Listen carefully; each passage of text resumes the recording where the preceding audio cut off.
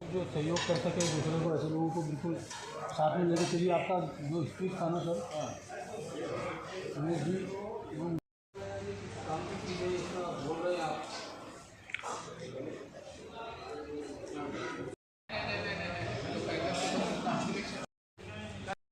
हाँ हैदराबादला मॅन्युफॅक्चरिंग कंपनीला गेला तो चायनामध्ये।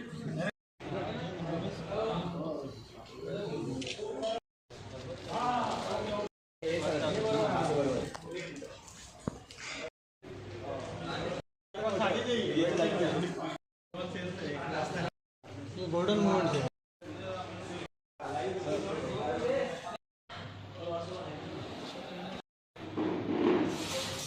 जैसा कि आप सब लोग जानते हैं कि डाकिया डाक लाया, ये बहुत लोगों ने सुना है। ये फिल्म का गाना है और ये आज भी प्रचलित है। लेकिन कुछ डाक सर्विसेज ऐसी हैं जिनके बारे में लोगों को नहीं मालूम है, जैसे रेल मेल सेवा सर्विस, मोटर मेल सर्विस। इसके जो कर्मचारी हैं ये कैसे होते हैं, इनकी सर्विस कैसी होती है, ये कैसे किस तरीके से लोगों को अपनी सेवाएं प्रदान करते हैं, इस विषय में यदि जाना जाए। नागपुर में 2 दिन से ये कॉन्फ्रेंस चल रही है। पिछले 17 और 18 जनवरी से ये कॉन्फ्रेंस नागपुर में थी। महाराष्ट्र और गोवा के कर्मचारी यहाँ पर आए थे। यहाँ पर अभी श्री उमेश जी हैं जो इस यूनियन के सर्वे सर्वा हैं।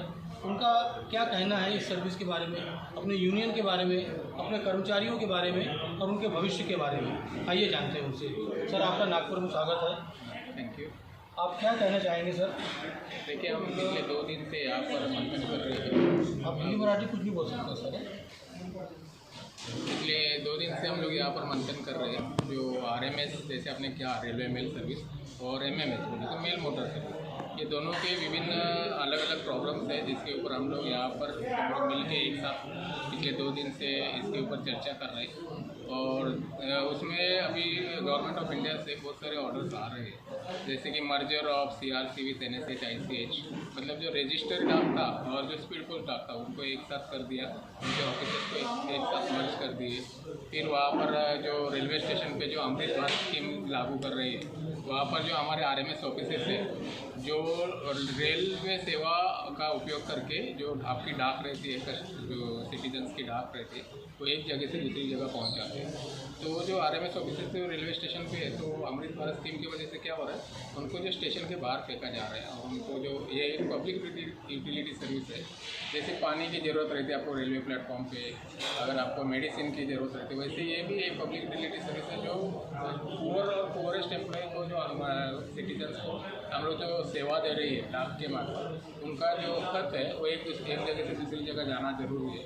और अगर जो लोग ट्रेन का चार्जेस जो सरचार्ज बेयर नहीं कर सकते, वो सस्ता सेवा अपनाते, पोस्ट कार्ड है 50 पैसे वाला, इनलाइन लेटर कार्ड है 2.5 रुपये वाला, वो अपनाते हैं। उनको तो हम लोग प्लेन से नहीं भेज सकते, उनको तो रेल से ही भेजना पड़ेगा या तो ये सब चीज़ों को ध्यान में रखते हुए 2 दिन से हम लोग इसके ऊपर चर्चा कर रहे हैं। फिर 8 पे कमीशन कल ही गवर्नमेंट ऑफ इंडिया ने अनाउंस किया है, उसके बारे में कैसे निवेदन देना है, कैसे लोगों के जो पगार में बढ़ोतरी होनी चाहिए, इसके बारे में चर्चा हो गई। और बहुत सारे चीज़ें हैं, रिक्रूटमेंट के बारे में बोला गया है, बहुत सारे रिक्रूटमेंट पेंडिंग्स है, उसको किया जाए।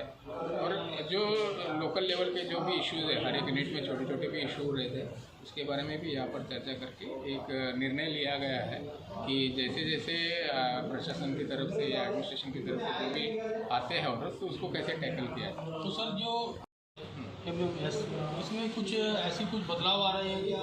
ये सर्विसेज आपके एम्प्लॉयज़ के लिए, आपके लिए कुछ संकट बन रहा है क्या सर? सरकार की तरफ से कुछ संकट के संकेत मिल रहे हैं क्या? संकट तो है सर, क्योंकि देखो वो लोग ऑफिस से सभी मर्ज कर रहे हैं, तो इसका मतलब बड़े पैमाने पे अमलगमेशन होगा। अमलगमेशन होगा तो मैन पावर कम होगा और लोगों को 400-500 किलोमीटर लंबा ट्रैवल करके ऑफिस को जाना पड़ेगा, जिससे वजह से उनकी प्रोडक्टिविटी कम होगी। पहले से ही तो सर ये जो आपकी सर्विस है, RMS और MMS, इनमें तो कर्मचारी सर पहले से ही कम है, पहले से ही इसमें और कटौती करेंगे, और भी कटौती करेंगे। और वो लोग मर्ज कर रहे हैं और ऑलरेडी किया हुआ है, ऑर्डर्स आ चुका है, ऑफिस मर्ज हो चुके हैं और वो लोग और बड़े पैमाने पे ऑफिस को शिफ्ट कर रहे हैं और ये कर रहे हैं। तो इसके बारे में एक मंथन यहाँ पर हो रहा है। आप लोग सर इसको कैसे ले रहे हैं अभी इसके बारे में हमारे जो CHQ और फेडरेशन जो दिल्ली लेवल पे, ये जो कैसे जो रीजनल लेवल पे यूनियन से, सर्कल लेवल पे यूनियन से, एक फेडरेशन दिल्ली लेवल पे, वो उनसे के एडमिनिस्ट्रेशन से चर्चा कर रही है, सेंट्रल हेडक्वार्टर से डील कर रहे हैं और शायद उन्होंने एक आंदोलन की भी भूमिका ली है और जल्दी उसका आंदोलन का नोटिस दिल्ली लेवल पे, दिल्ली स्तर पे दिया जाए। तो इसको केंद्र सरकार से कुछ उम्मीदें कर सकते हैं आप, या केंद्र सरकार के अंडर में आता है या राज्य सरकार के अंडर? केंद्र सरकार के अंदर में आता है। उम्मीद यही करना चाहते हैं हम लोग केंद्र सरकार से कि जो भी आप चेंजेस कर रहे हो उसमें जो स्टेक होल्डर्स है, जो एम्प्लॉयज़ है, उनका व्यूज़ भी लेना बहुत ज़रूरी है, क्योंकि एम्प्लॉयज़ जो ग्रास रूट लेवल पे काम करते हैं उसको पता रहता है कि किस प्रकार से है।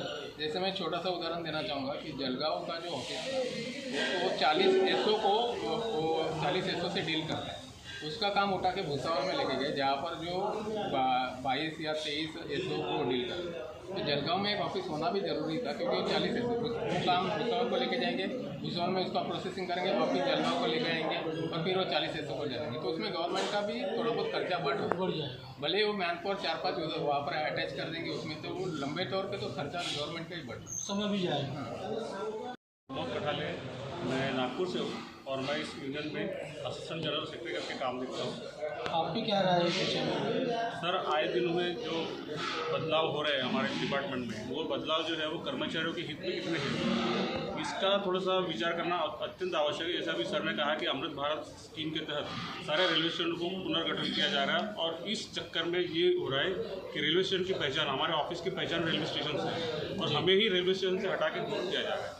और इस बात को ध्यान में न रखते हुए कि ये पब्लिक यूटिलिटी सर्विस है और अगर हमको रेलवे स्टेशन से प्लेटफॉर्म से दूर रखा जाएगा तो पब्लिक मेल अफेक्ट होगी, पब्लिक का पार्सल अफेक्ट होगा, पब्लिक सर्विसेज अफेक्ट होगी और इसका डायरेक्ट जो रिलेशन है वो पब्लिक सर्विस पर पड़ेगा और पब्लिक संकट में आएगी। पब्लिक संकट में आएगी और साथ साथ कर्मचारी भी संकट में आएंगे, क्योंकि जो कर्मचारियों को यहाँ से एक प्लेटफॉर्म से दूसरे प्लेटफॉर्म जाना होता है उनकी दूरियाँ बढ़ेगी। अगर आप स्टेशन से बाहर आकर सर्विस हमारा ऑफिस रखेंगे तो हमको सर्विसेज देने में दिक्कत हो जाएगी और कैजुअलिटी की भी संभावनाएं बहुत सारी रहती है, क्योंकि हमको दूर से बैगें लानी पड़ेगी, दूर से ढीले लाना पड़ेगा, तो कैजुअलिटी की भी संभावना पड़ती है। आपका नाम सर? सर, मेरा नाम प्रमोद कुमार पुणे है।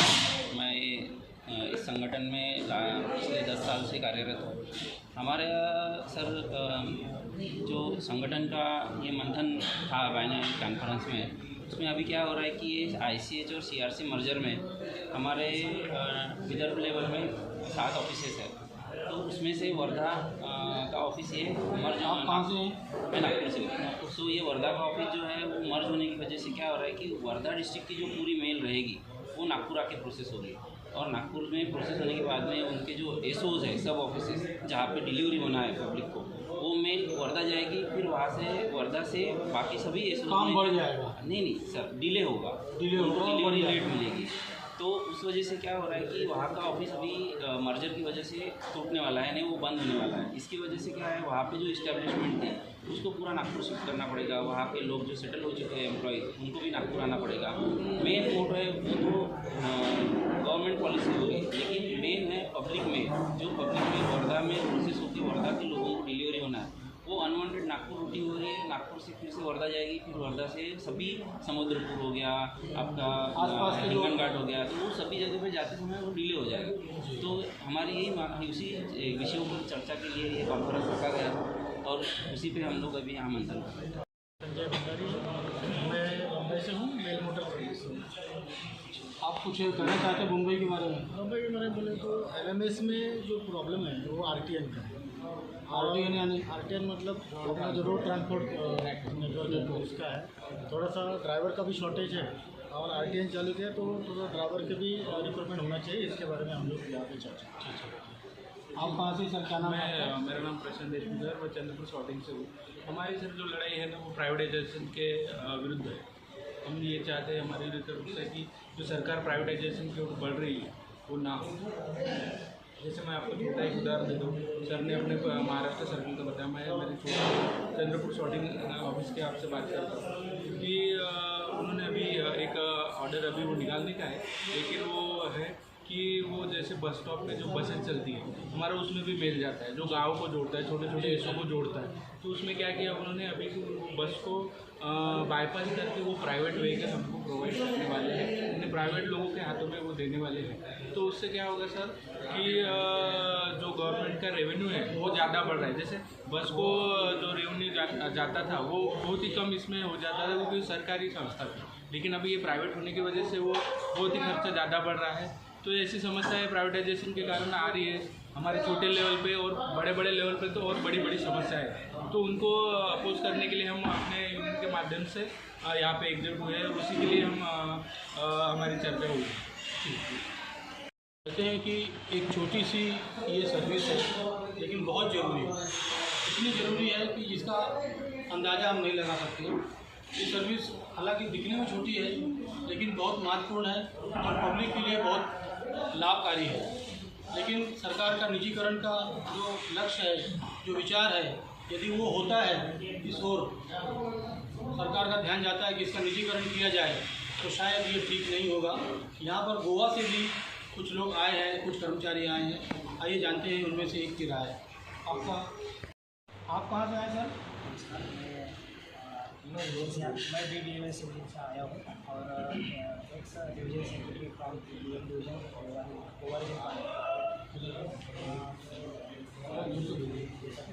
अटेंड करने के लिए हम यहाँ आए हैं। और हमारा PM डिवीजन के तरफ से सर्कल कॉन्फ्रेंस में कोल्हापुर डिस्ट्रिक्ट का पार्सल का सब्जेक्ट लिया है। कोल्हापुर डिस्ट्रिक्ट का अभी पार्सल जो है वो मिरज में सॉर्ट आउट होता है। इंडिया से पूरा मिरज में आता है, पुणे आता है, पुणे में महिला आता है, पुणे के बाद फिर मिरज में आता है, मिरज के बाद कोल्हापुर में जाता है। तो इसके वास्ते क्या होता है कि जो ड्रॉप एंड नेक्स्ट पॉइंट होता है, तो अननेसेसरी वो पार्सल मिरज में ड्रॉप होता है, उसकी प्रोसेसिंग मिरज में होती है। फिर कोल्हापुर का डिस्ट्रिक्ट का जो आउटवर्ड मेल है, फिर पार्सल का कोल्हापुर से फिर मिरज आता है, मिरज से फिर ऑल इंडिया जाता है। अगर कोल्हापुर का डिस्ट्रिक्ट का पार्सल हम कोल्हापुर में ही ओपन कर सकते हैं तो अननेसेसरी उसकी ओपनिंग नहीं होगी, उसका डिलीवरी पैटर्न भी 24 आवर्स बढ़ जाएगा।